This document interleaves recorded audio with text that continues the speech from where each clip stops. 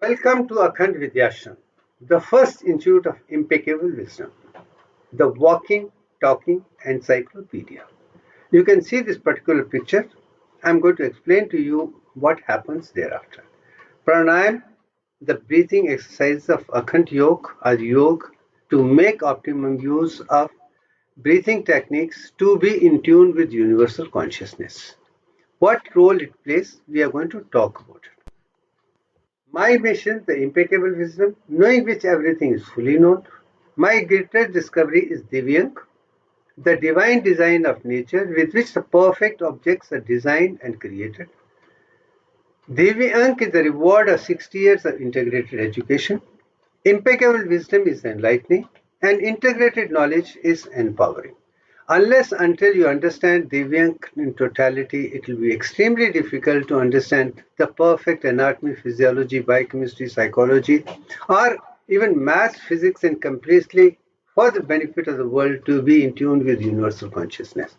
We human beings should be in a position to be perfectly physically healthy, emotionally stable, mentally powerful, religiously integrated, spiritually socially integrated, and spiritually integrated with universal consciousness.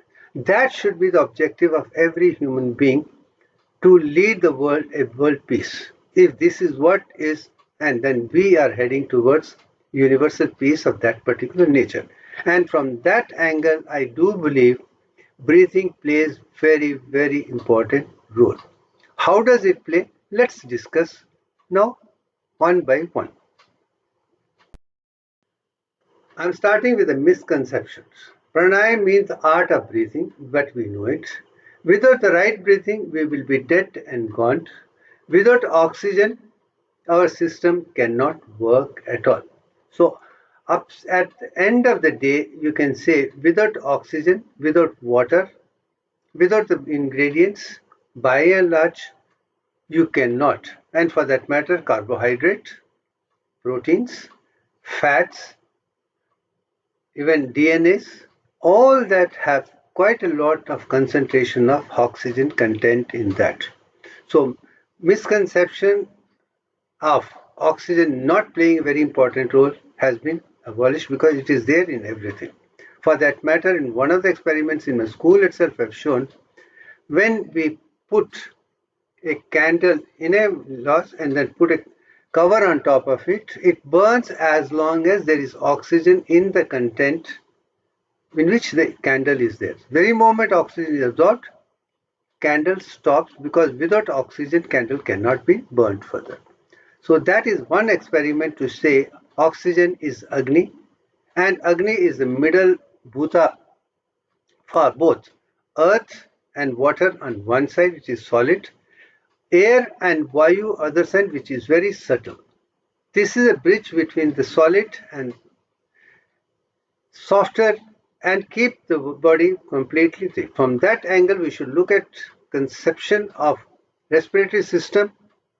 How does it help us to be one with the universal consciousness on one side, and of course the physicalized body.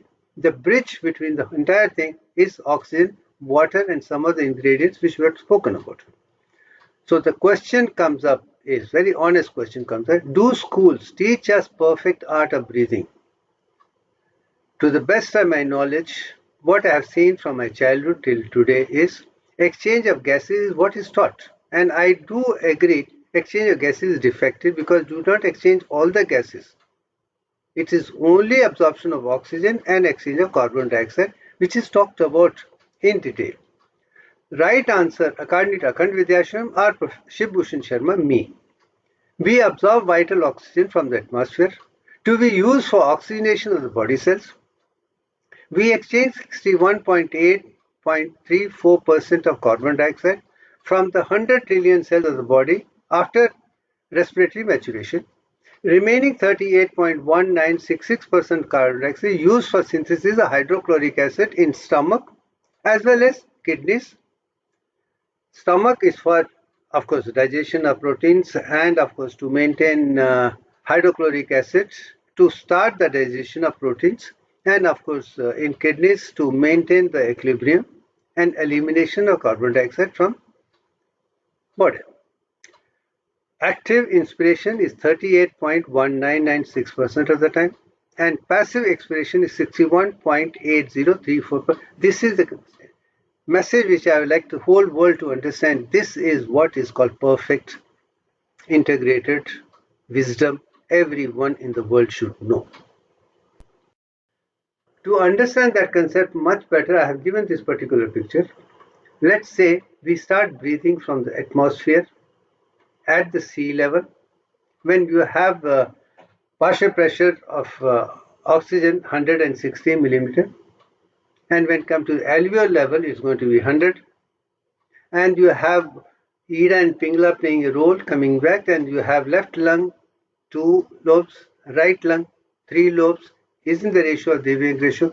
Everywhere this particular ratio is maintained very, very well. And coming to absorption in the alveolar level, which I have shown the very picture in the first one, you can see partial pressure of oxygen at alveolar level is 100 milligram, which is exactly the Devian ratio. And neural response in the brainstem, which control the respiratory system, is also following the same pattern of Devian only.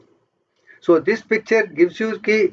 This is what is required for student to understand key how the design has been done by nature by and large.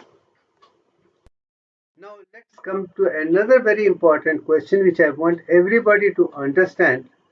Key cardiopulmonary function, which is to be assisted when a person falls down and dies.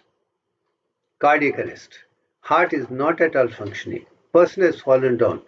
But invariably we have been taught by the West, picture you can see, do mouth to mouth breathing or kiss of life.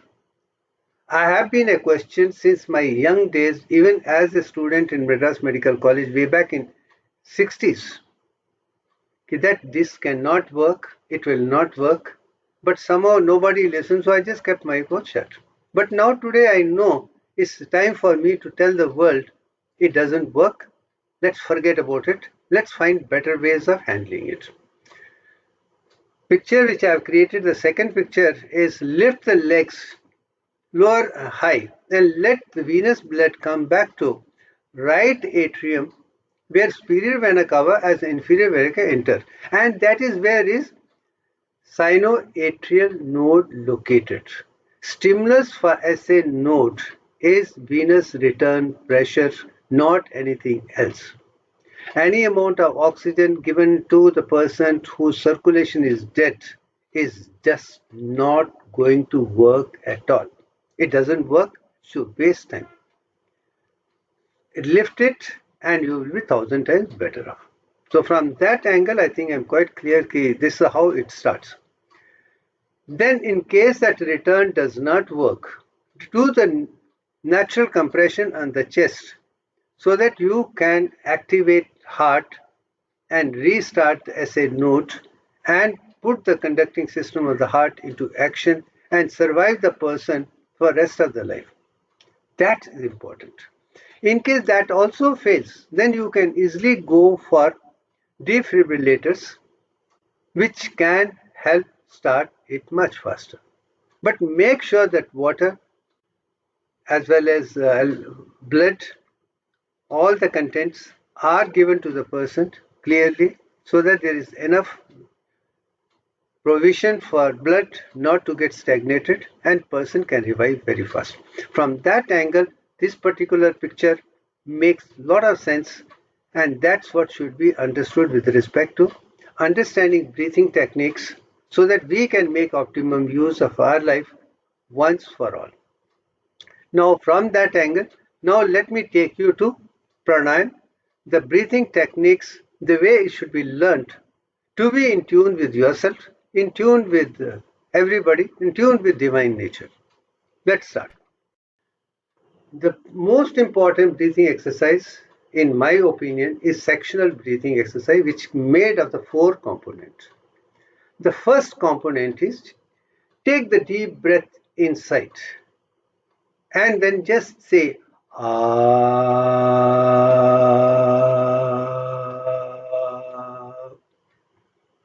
part of Then take deep breaths let the chest come to heart level and you say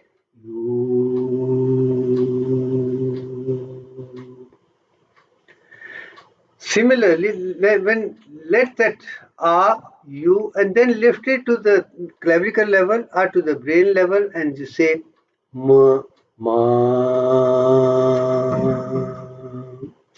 Then once again take deep breath deep inside, right up to the abdominal level, and then let it slowly lift, slowly up, up, up, with the chanting of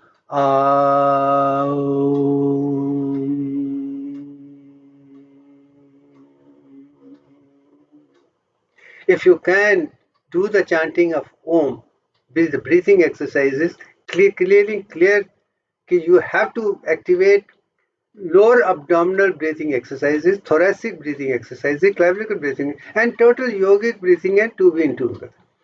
No wonder Om is considered to the greatest Mahamantra, Pranayam, Pranavayu mantra, and from that angle, this is definitely something which is to be understood and appreciated by everybody. I could have definitely put Om in this particular picture, but I think this particular objective is very clear, how to make optimum use of breathing exercises to be in tune with yourself, in tune with divine consciousness, and in tune with the world by and large.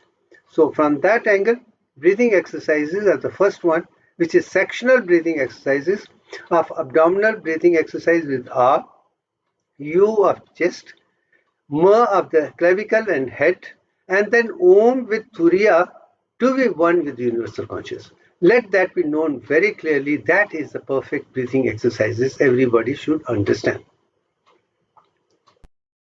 Now, second pranayam which comes to very important role for me to understand is that breathing pattern along with the sleeping pattern lasts for 90 minutes. We breathe from the left nostril and then move on to the right nostril and come back to the left nostril once again fully in 90 minutes only. And this particular process of 90 minutes is called Rahu Kalam, Nalla Neram, Bat Neram, and what that is what astrology is all about. Now, in this particular thing, the left nostril is connected with the right half of the brain and Ida. The right nostril is connected with the left half of the brain and Pingala Nadi. These to be understood very clearly. Now, the process of learning the breathing balancing pranayam is empty the lungs completely, then close the right nostril and breathe through the left nostril fully. Then close the left nostril and absorb oxygen completely. Now open the right nostril and exhale completely. Breathe in through the right nostril fully. Hold for a while for oxygen absorption. Exhale carbon dioxide fully. And this inhalation of oxygen through the same cycle, repeat it as long as you possible. In the process, I can assure you, normal breathing is around 16 per minute in a normal person. It can come down to 12, 10, maybe 8, maybe even slower than that. The slower, the better, because absorption should be taking very, very clear. So that objective should be to reduce the balance to as little as possible. But please, for heaven's sake, do not try to cut short an inspiration and expiration extent of this. Not necessary. Maintain the same process of 38.19 for inspiration and 61.8034% for expiration. Maintain that and concentrate clearly, and then breathing balancing pranayam can help you to be in tune with universal consciousness 24/7. After sectional breathing to this, you are in tune with universal consciousness, and that should be the objective of pranayam or breathing techniques, to be in tune with universal consciousness. And that is what Patanjali is trying to talk about. That is what Akhand Sutra is trying to talk about through Akhand Yoga. And this is the kind of science which is required for everybody to understand. To be in new nature, you understand nature's design and then flow with the nature design without playing with the natural design at all. There is no need for anyone to do anything which is not a part of the nature design, and that's it. Now, another pranayam which plays very important is called Vastrika. Bhastrika helps purification of abdominal and lower chakras. It should be done as follows. Sit in a comfortable position, preferably Padmasana or Vajrasana, as comfortable as possible. Sukhasana also can be tried. Close the mouth, connect tongue with the palate, Khichari Mudra. Khichari helps connect the lower chakras with the higher chakras of the body. Close the eyes and connect the abdominal muscles with force. Let the air flow out from the lungs. Repeat the exercise for 20 minutes and relax for some time and repeat again. And there are some techniques and mudras which can be done. And I can assure you, if this is mastered over a period step by step, can help you to normalize respiratory system as perfect as possible. Even at the age of 70 plus, you could produce respiratory effort as good as when you are 21. I have done that over and over and over, and I'm glad that I've been able to do it today also when I'm 70 plus. So next, go to the next stage of pranayama. Kapalabhati. Kapala means skull. This pranayam helps clean the head, upper chakras and lungs. Bhastrika is for the lowers, Kapalabhati is for the head. Both have to be understood very clearly. In this particular position, it should be done like that. Sit in any comfortable yogic posture, Padmasana, Sukhasana, or Vajrasana, whichever is convenient to you. Close the eyes, close the mouth, inhale it deeply through the nose, exhale with the force through the nostrils, making hissing sound. Continue in as many times as possible. Relax for some time. Repeat the process for 7 times or more, depending upon your capacity. There are certain special mudras and techniques to be learned from experts in person. That I would definitely say, people who have been doing for years, ask them how to do it, what exactly are the different mudras, postures is absolutely essential for someone to learn and master in the process. Next is called Shitla. Shitla means cooling. All the processes of meditation, whether it's concentration, contemplation, or all the things which are connected with spirituality, spiritual sciences, produce a lot of heat within the body. And producing too much of heat should not be the process in the beginning stages at all. It should be eliminated at the earliest so that you are more comfortable. But as you proceed over a period, the concentration of Ojas into Tejas, Tejas into heat, and Nilkant and Lord Shiva's can be done later beautifully. But in the beginning, it's better that we keep it as cool as possible. And this particular technique is used. Please read this very clearly, listen very clearly. Breathing technique is done as follows. Sit in any comfortable yogic postures for as long as you can. Inhale through the nose. Fold the tongue in the mouth. Make a small opening in the mouth. Exhale through the mouth as many times as possible and empty the lungs fully. Repeat the process as many times as possible to be in tune with your own self, with on your atmosphere, with the universe, with the entire universe, and that's it, Shitla. I'm quite sure that you have understood about sectional breathing to start with, to make sure that your lower abdomens, your chest, your lungs, all the things are completely. You know the left side of the body and the right side of the body is completely empty and you are perfectly fine. And you can go one by one to add more value. So your rate of respiration comes down. You are as comfortable as possible. You are in tune with yourself and in tune with the world. And that should be the objective of pranayam by and large. Surya Veda. Sit in Padmasana and close both the eyes and left nostril completely. Slowly inhale through the right nostril. Then sit in, close it, and retain the breath by firmly pressing the chin against the chest. It's called Jalandhara Mudra. If you can do that, hold the breath for comfortable period only. Then release it fully. Repeat as desired as possible. Surya Veda should be done as often as possible. At the end of the day, if you can start your day in the morning, do yogasanas for half an hour, 45 minutes, then relax for some time, then have bath and come back and start doing breathing techniques. Before you go on to meditation, other thing would be very, very effective in lifting your consciousness from lethargic, tamasic state to super conscious state that you can be one with the universal consciousness. Have lot of ojas, lot of tejas, lot of concentration, lot of contemplation, and that is what is the Surya Veda all about.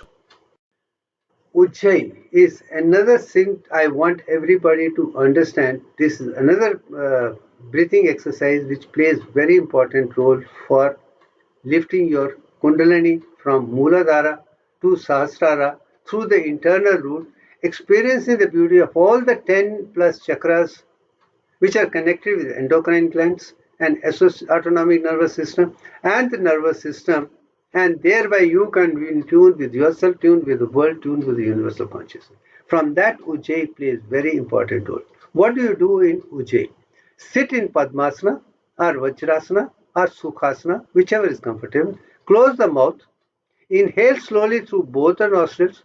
Retain breath for a comfortable period and then exhale through the left nostril by closing the right nostril with the right side. This practice removes the heat from the head. Concentration at tip of the nose while breathing helps in increasing the concentration power as well as opening up the clairvoyance facility. If you want to have Divya Drishti, clairvoyance, this particular process can help you quite a lot. You can even see the twinkling of energy in around your ears so beautifully, so effectively. It's fantastic. Pranayam given above are just the initial guidelines, and special techniques for different kinds of meditation have to be learned in the process. And this process, under different things, has to be understood and appreciated by everybody to understand what is the nature design of pranayam, inspiration, expiration, and all the process. If everything is understood completely, one by one, totally, then I can assure you, if you follow this particular process, you can be in tune with universal consciousness effectively and efficiently without any problem. You don't have to worry about anything at all. Just understand what is normal and flow with the normal. Do not try to go against the nature design, is something which I've been saying from the day one. Unfortunately, most of the things are taught in different schools of yoga and asanas. I have been finding they are definitely not giving you what is normal. They're trying to give you something which is abnormal and thereby disturbing your kundalini awakening, ascension, and put you into psychosomatic disorders. That is not what my objective is. I'm a spiritual scientist. I want everybody to understand things clearly and be in tune with that. From that, now I think I've covered the proper theoretical knowledge, logical, emotional, mental, spiritual, and one. And with that, let it come to the last part. I am not going to talk much at this particular juncture. I have already spoken about this. I think that should be more than enough for everybody to build on. So from that angle, thank you very much. It has been lovely talking to you. Thank you.